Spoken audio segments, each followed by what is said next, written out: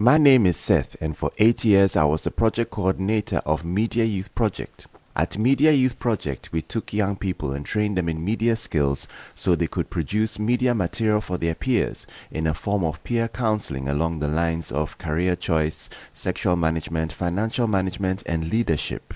Our slogan was employing today's media to build tomorrow's leaders. It's been 15 years since Media Youth Project started, and I thought it would be interesting to go and find some of our graduates and partners and see how they are doing in the real world. And I thought I'd add a little twist. One of the tools that was fundamental to the success of Media Youth Project was the Holland Code.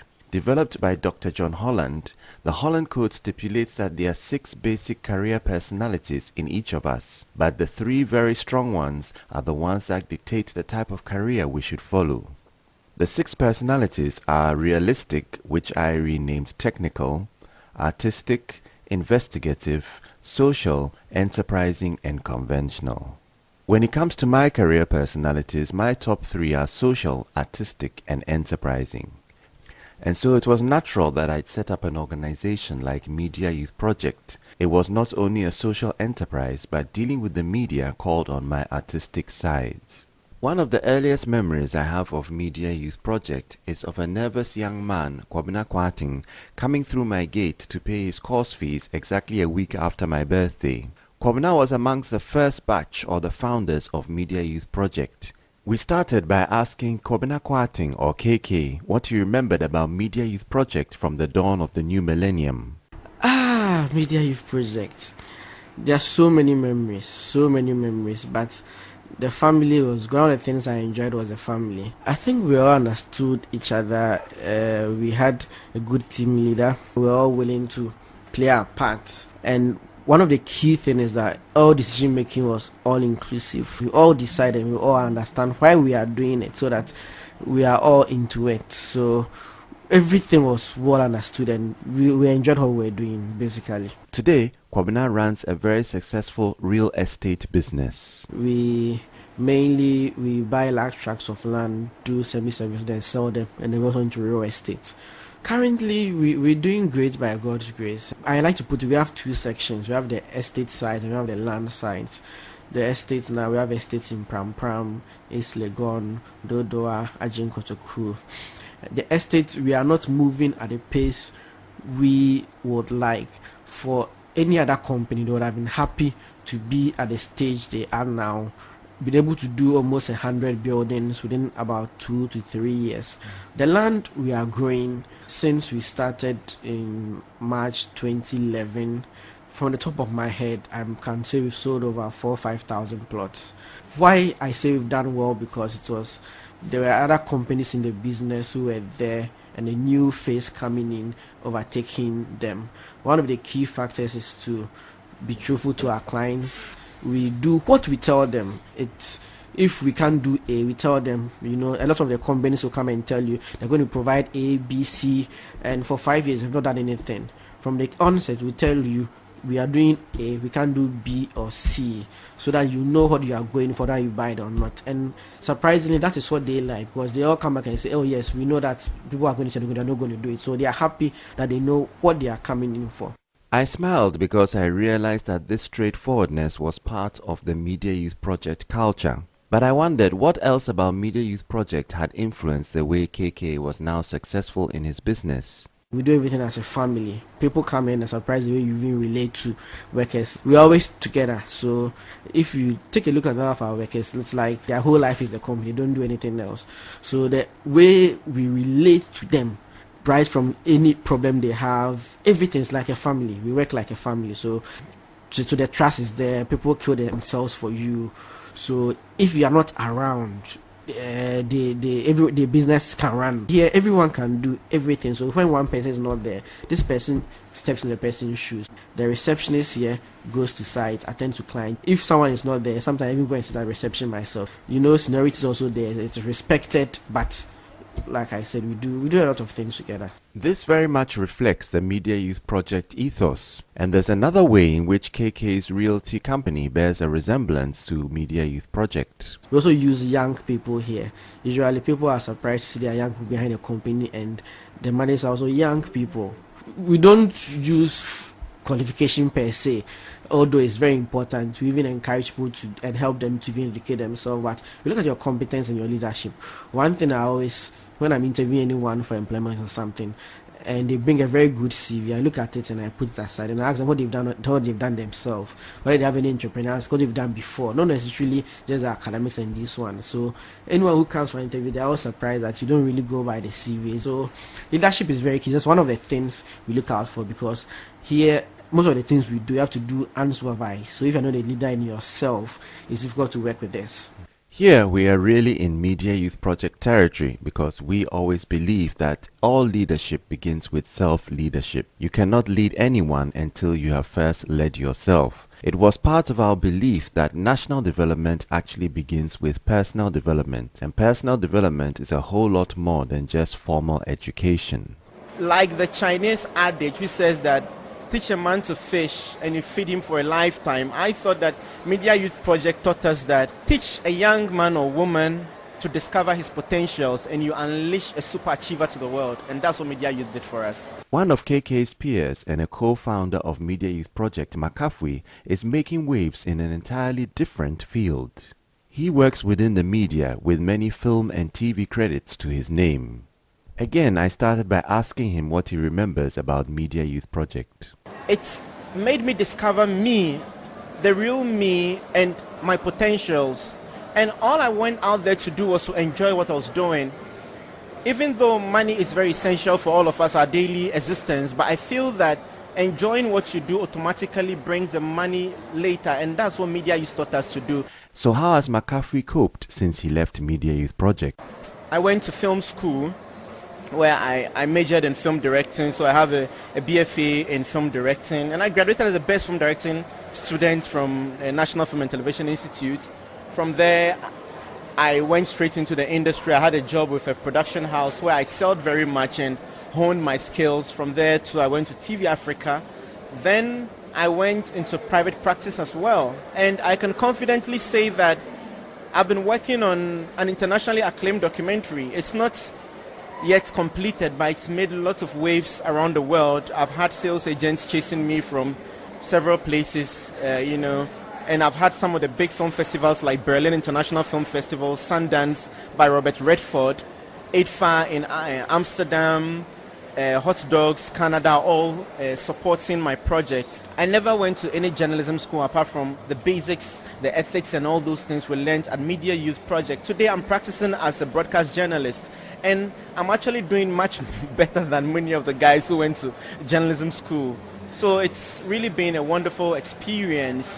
Those skills we learned, I've never forgotten about them. I kept writing even when I left Media Youth Project, and it's as a result of me writing a blog that got me to become a TV presenter now. McCaffrey talks about his current TV program and how it's bringing him some unexpected attention. The channel manager for GBC 24, and he's the news editor as well, called me to his office and said, McCaffrey, I'm drawing the program schedule for the new channel GBC 24. Do you mind if I make your blog a TV program? I said, yippee, let's do it. So I wanted to produce a program. He said, no, you're going to host it. I thought he was joking then, but the rest is history. I was there one day when I got a call, and I was told the old man wants to see you. And when you mean the old man, you mean former President Jerry John Rawlings. I've been an admirer of this man for a very long time. And there I was. I never hustled to see him. I had a call, and the man was demanding to see me. So I went, and there was this man, big man, sitting behind his desk, and that was Flight Lieutenant Jerry John Rawlings. He stood up to welcome me. I felt so honored sitting in his presence, where we were chatting like old friends, as if he knew me, and he told me he had been watching me on TV and he loved my program. And these are the exact words, and I'm quoting him verbatim. He says, young man, you're a breath of fresh air.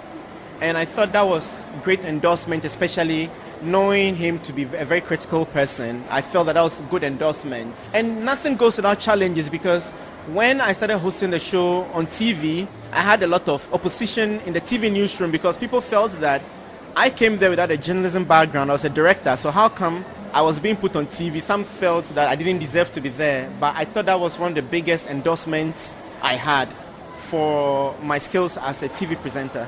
It is clear that at Media Youth Project, trainees learnt a lot of practical media skills. But this was more than mere formal education. A lot of positive values were imparted into our family members. One important lesson I think I want to share with everybody else is that many of us want to clamor for fame and recognition, but you don't need to do it. If fame will find you, even if you're in a hole, you'll be discovered. And that's the example I gave with me being a TV presenter. I have colleagues I work with. Some of the ladies gone sleeping with their bosses because they want to be on TV. They've never been there. Some have done backbiting to be there. They've never been there. I never wanted to be, but favor found me. So once you're doing the right things, you'll be found and recognition will come. And I feel that I've come a long way, but you never forget the hand that feeds you. And that's Media Youth Project, because Media Youth Project has given us a priceless gift. Like I said earlier on, that teach a man or a woman to discover his potentials and you unleash a super achiever to the world. And I think that that is what Media Youth Project has done for us. After the founders had established Media Youth Project, the next milestone was taking our message to a broader audience. One way in which we did this was in setting up an outreach organization on university campuses called Lifesavers Network. I think I had a friend in church who was talking about some organization that had just started by one Mr. Tando, who used to be a former news presenter on TV3. Or when you go there, he will encourage you, speak to you, if you're not too sure about exactly what you want to do. And I said, this thing you are talking about, me, I won't go. And I was not ready to go anyway, because those were the days you were so shy. But that guy kept insisting and insisting. So one day I followed him. I was almost like tiptoeing behind him. We meet this Obroni finally, who is so warm. Oh, okay, so we have here, oh, Abigail, welcome. The next moment he has time for you, wants to listen to you, wants to hear about you, not just about you, but also your background, your family, something you are passionate about, what your personality traits are, how they can be improved, what your strengths are. I'm like, oh, so maybe I got it wrong. Maybe I thought that this man would not be even interested, because there are people who, especially when it comes to celebrities, they have attitudes. So sometimes if you don't want to get in their way, you just don't even want to get around them. But it was different. The difference was the unique culture at Media Youth Project, which was deliberately designed to help people to open up. It's difficult to imagine the transformation Abigail went through with Media Youth Project unless you witnessed it for yourself. She came as a shy, timid girl who hardly spoke up at any meetings, and then went on to share her experiences with Lifesavers Network, encouraging many young adults to also embrace their uniqueness and build their confidence. Hello and welcome. What you are about to hear is an inspiring interview with Abigail Labi, conducted by myself, Sestando, and Nanabna Fusua. We hope you enjoy it, and we hope it inspires you. It is really a wonderful testimony. In fact, I feel I've lost so many things, but then if shyness should go away from my life, I'm prepared to take all those things back. This is the story of one lady's courage to take back her life and her destiny.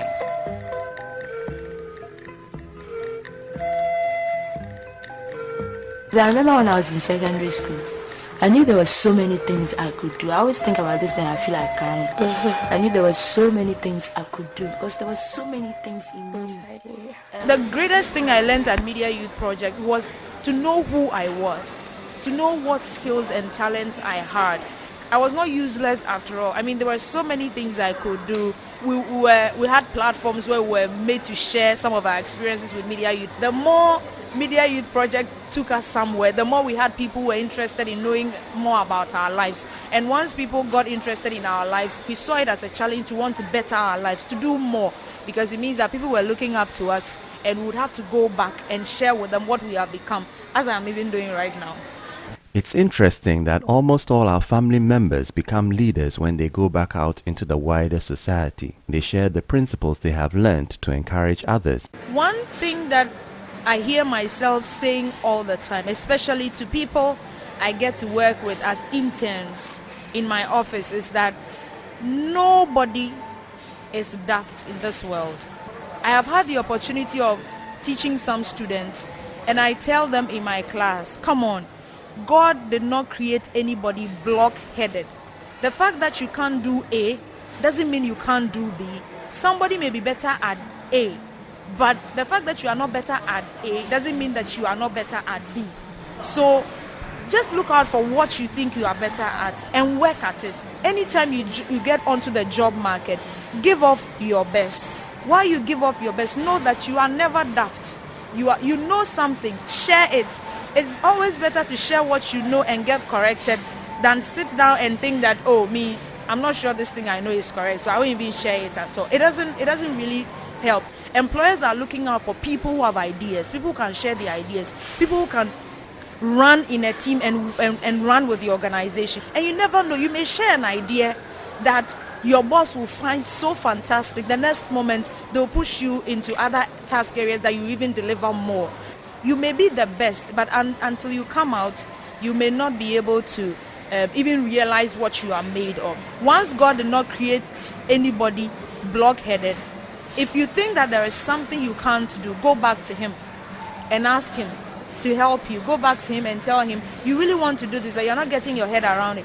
He should just give you the skill. He should give you the wisdom, anything that you need. You even surprise your own self at the things that you are able to do. Recently, I met a guy who said, "Oh, Abigail, you don't remember me?" I said, "I don't." "So you can't remember me?" I said, "I don't." Then he said, when I was at School of Communication at GBC, I helped him. He wanted to join the media, but he didn't know what. I helped him to draft an application letter to be able to do his internship with GBC. I did this. Today, he's a presidential correspondent for Peace FM. And I don't remember. I don't even remember meeting him before. But he told me one thing that I've been thinking about for some. He said, "What you did for me, there is no way I can ever forget. I will always remember what you..." So I have impacted on young people.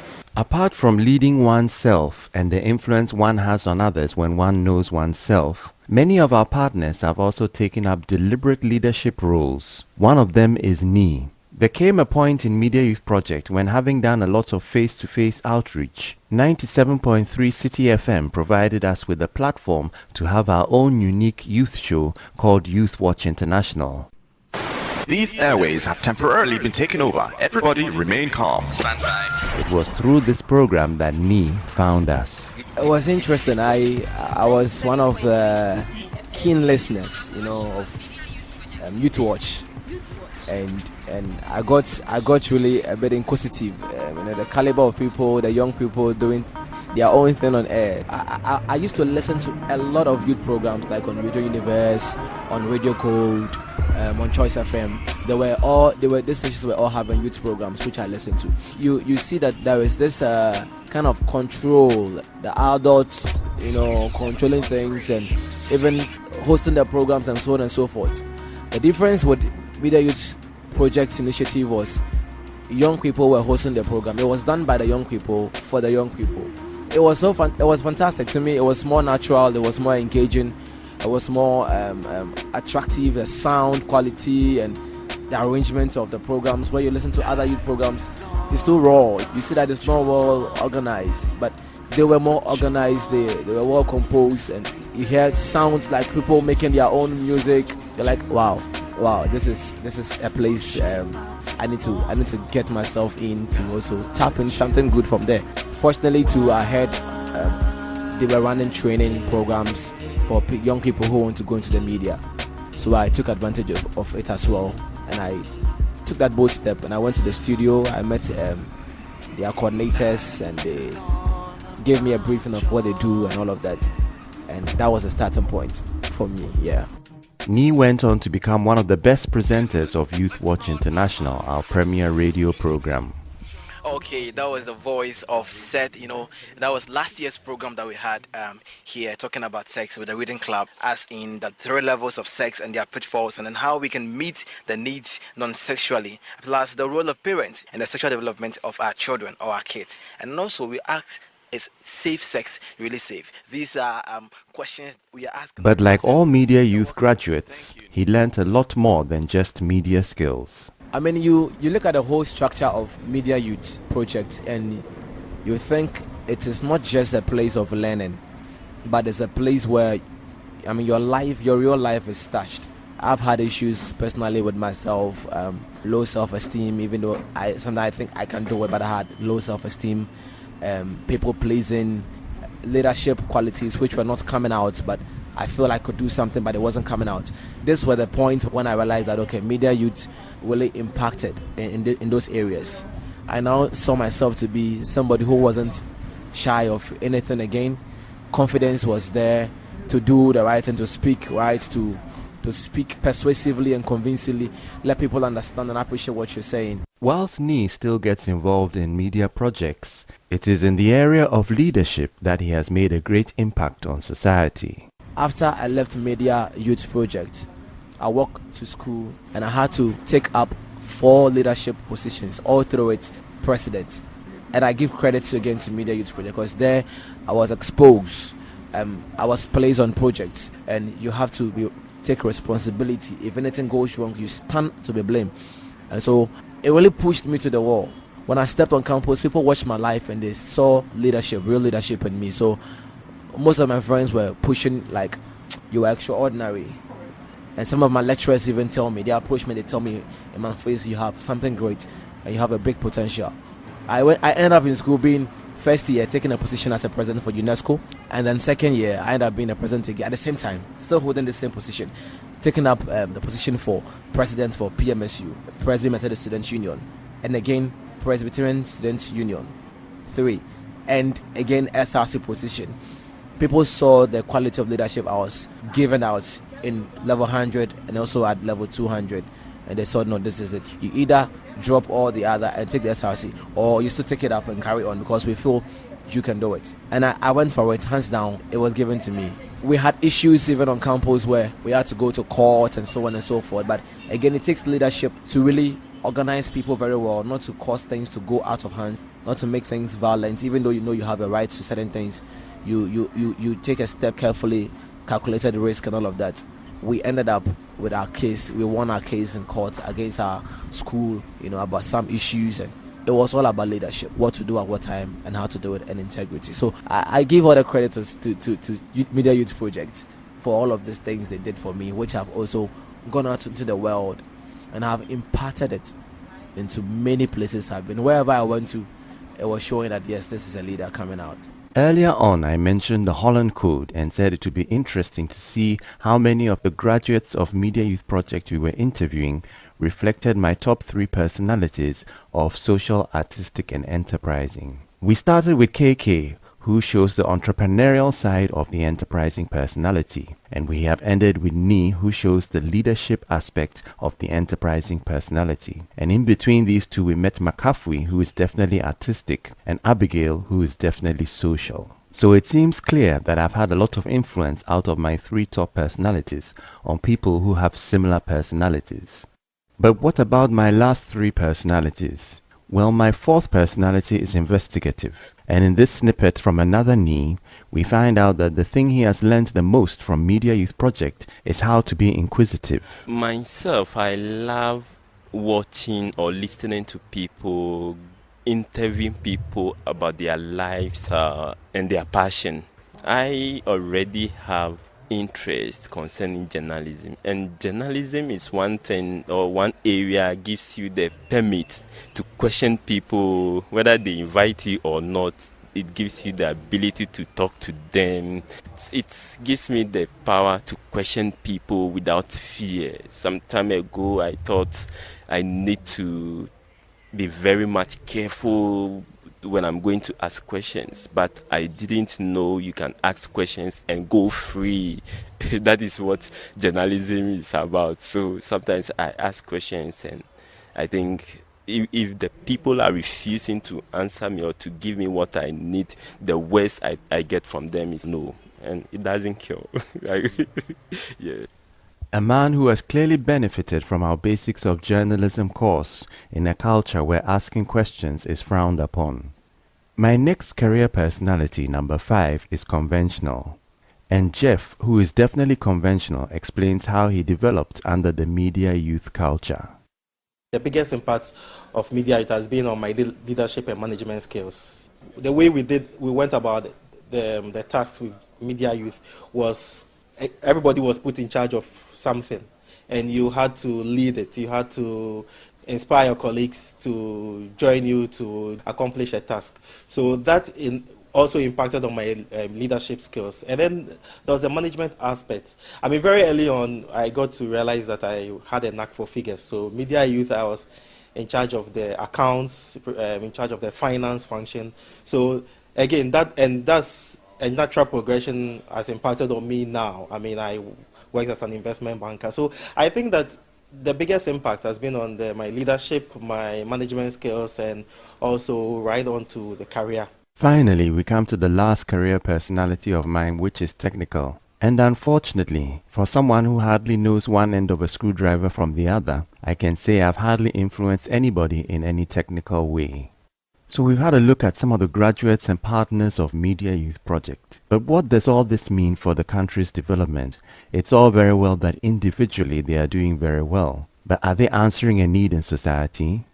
Let's listen to a few speakers from a recently organized conference in London featuring young Ghanaian professionals who live in the diaspora, as well as some Ghanaians who were invited from our beloved nation. Listen to what they say about human development in Ghana and how it is affecting their businesses. In Ghana, we have a number of challenges. I think the first one is people.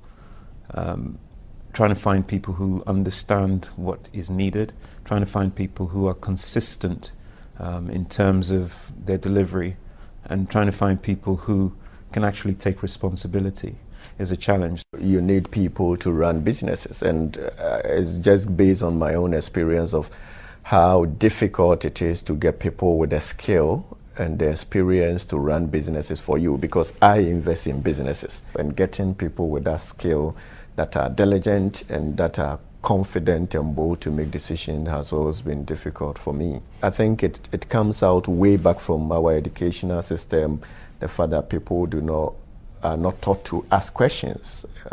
When you ask a question, you ask your father why, he also asks you why are you also asking that question, instead of providing you with an answer or encouraging you to ask questions. From the same vein, I work with people where you find out that it's difficult for people to ask questions. We need to make it a responsibility to ensure that we are changing the way we teach people, which has historically been paternalistic, to the one that invite people and involve the peoples at that basic level to have inquisitorial mind, to begin to ask questions and try to do new things. I've always known that Media Youth Project was way ahead of its time. Its directive nature meant that it could see the future problems that were coming and worked backwards to try and solve them. And on a small scale, it has really worked. I'm happy that even as Media Youth celebrates 15 years, they still come back to some of us to want to take our stories again, because they feel they are proud of us. They feel they contributed so much to our lives. And we are also I am particularly very grateful. One way or the other, it will continue to impact lives. It may not be on a mass scale, but I mean, if you have even one life changed, that life goes to have a rippling effect, positive rippling effect somewhere. And I think that's what's most important. Like some of us are living now. Like some of us have become inspiration to other people. We are all doing well in our small ways or in our corners. We are brightening our corners because of the foundations we had, which some of our friends didn't have. I think what made us enjoy and learn more was learning through fun. They weren't pushing things in our faces to study, and I think that's been the problem for educational system over here. And it was good because I think the brain operates most when it's relaxed and it's refreshed. Lessons learned from Media Youth Project can be scaled up and worked into the educational system. This is the only way we are going to improve our nation, because everything relies on the quality of the individual citizen. Personal development leads to national development. Self-leadership is the beginning of leading others. Thank you very much for listening. We hope you've enjoyed it. The follow-up organization to Media Youth Project is the Leadership Ghana Forum, which does training of individuals and teams on both a personal and corporate level. You can find out more at www.leadershipghana.org. That is www.leadershipghana.org.